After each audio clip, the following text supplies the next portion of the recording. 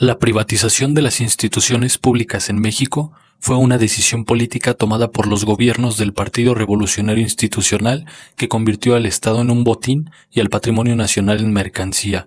Bajo el disfraz de la modernización y la apertura económica, el PRI ejecutó uno de los mayores despojos de bienes públicos en la historia del país. Entre 1982 y el año 2000, desmantelaron el Estado mexicano y entregaron sectores estratégicos al capital privado, nacional y extranjero. El inicio de la desincorporación. Miguel de la Madrid. En 1982, al inicio del sexenio de Miguel de la Madrid, el Estado mexicano controlaba 1,155 empresas paraestatales. Para 1988, esa cifra se había reducido a 412. El argumento fue la austeridad, tras la crisis de la deuda, pero el verdadero giro fue ideológico. México abandonó el modelo de desarrollo nacionalista y adoptó el neoliberalismo impuesto por el FMI y el Banco Mundial. En este periodo se vendieron o liquidaron diversas compañías, entre ellas Renault de México, 1983, Nacional Hotelera, 1985 y Cementos Anáhuac del Golfo, 1986. Carlos Salinas de Gortari.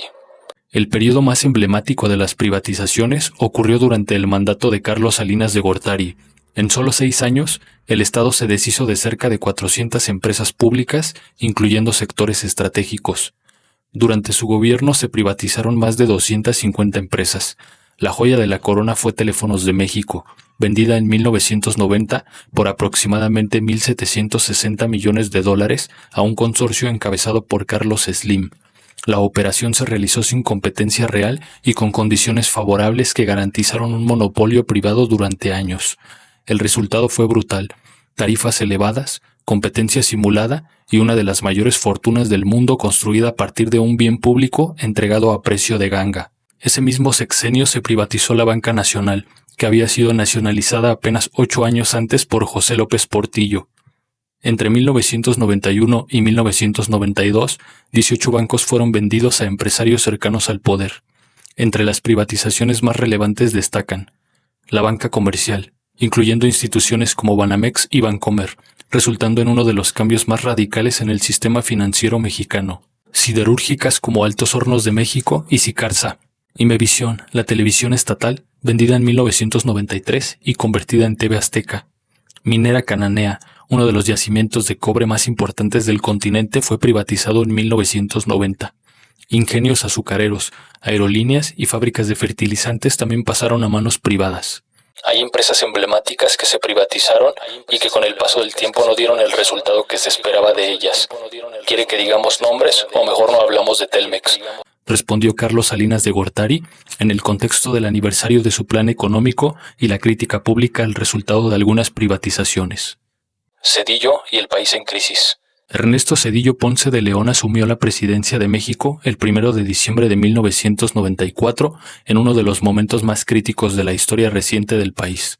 Apenas semanas después de su llegada al poder, estalló la crisis financiera conocida como el Error de Diciembre, que provocó una devaluación abrupta del peso, el colapso del sistema financiero y una profunda recesión económica. Desde su inicio, el gobierno de Zedillo estuvo marcado por una recepción social adversa, desconfianza ciudadana y una herencia directa del modelo de privatizaciones impulsado por su antecesor, Carlos Salinas de Gortari. En materia de privatizaciones directas, el gobierno de Zedillo avanzó en la concesión de los ferrocarriles nacionales de México entre 1995 y 1998. El sistema ferroviario, construido durante más de un siglo, fue fragmentado y entregado a empresas privadas bajo el argumento de eficiencia y reducción del gasto público. El resultado fue el despido de más de 90,000 trabajadores, la desaparición del servicio de pasajeros y la orientación casi exclusiva del sistema al transporte de carga privada. Para muchas comunidades, la privatización significó aislamiento y pérdida de conectividad. El sexenio también consolidó la apertura de sectores estratégicos a la inversión privada, como puertos, aeropuertos, carreteras de cuota y telecomunicaciones, reforzando un modelo económico basado en la liberalización del mercado y la reducción del papel del Estado. El rescate bancario fue el golpe final. Tras la crisis financiera de 1994 y 1995, provocada por la devaluación del peso, la fuga de capitales y un sistema bancario débilmente regulado, decenas de bancos quedaron al borde del colapso. Lejos de permitir que los responsables asumieran las consecuencias, el gobierno federal decidió rescatar a las instituciones financieras a través del FOBAPROA, absorbiendo sus deudas. Créditos incobrables, fraudes, malos manejos e incluso préstamos otorgados a empresas vinculadas a los propios banqueros fueron convertidos en deuda pública. El costo estimado del rescate superó el billón de pesos, deuda que fue transferida a los mexicanos y que sigue pagándose hasta el día de hoy. Mientras la población enfrentaba inflación, devaluación y pobreza, los bancos fueron saneados, protegidos y posteriormente vendidos a capital extranjero.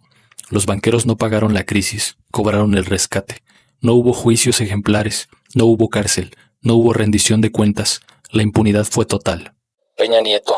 Privatizaciones, reformas y el regreso del modelo neoliberal. El sexenio de Enrique Peña Nieto estuvo marcado por una profunda transformación del papel del Estado en sectores estratégicos de la economía. Bajo el discurso de las reformas estructurales y la modernización del país, su gobierno impulsó un proceso de privatización indirecta y apertura al capital privado, particularmente en áreas que durante décadas habían sido consideradas pilares de la soberanía nacional. El eje central de este proyecto fue la reforma energética de 2013, aprobada con el respaldo del PRI, PAN y sectores del PRD. Por primera vez desde la expropiación petrolera de 1938, se abrió la exploración, extracción, refinación y comercialización de hidrocarburos a empresas privadas y extranjeras. Aunque el gobierno sostuvo que no se trataba de una privatización, en los hechos Pemex dejó de ser el actor exclusivo del sector energético y perdió su carácter de empresa estratégica del Estado. La apertura también alcanzó el sector eléctrico. La Comisión Federal de Electricidad dejó de ser un monopolio estatal integrado y se fragmentó en distintas subsidiarias, permitiendo la entrada masiva de generadores privados. El resultado fue un mercado eléctrico cada vez más dominado por empresas transnacionales, mientras la empresa pública perdía control operativo y financiero. Otro frente de privatización fue el de las telecomunicaciones. Aunque la reforma del sector prometía mayor competencia y menores precios, el Estado mantuvo un papel limitado como regulador.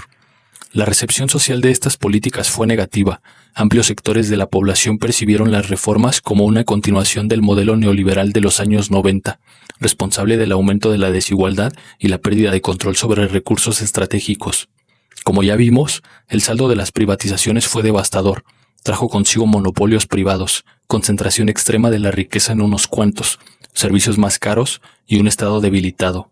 Lejos de generar desarrollo, el PRI construyó un sistema de privilegios, donde unos cuantos ganaron miles de millones, mientras la mayoría perdía derechos, empleos y patrimonio nacional. La privatización no fue modernización, fue despojo y tiene responsables con nombre y apellido. ¿Y tú cuántos años llevas pagando con tus impuestos errores que no cometiste? Si te gustó el video no olvides dejar tu like y suscribirte. Hasta la próxima.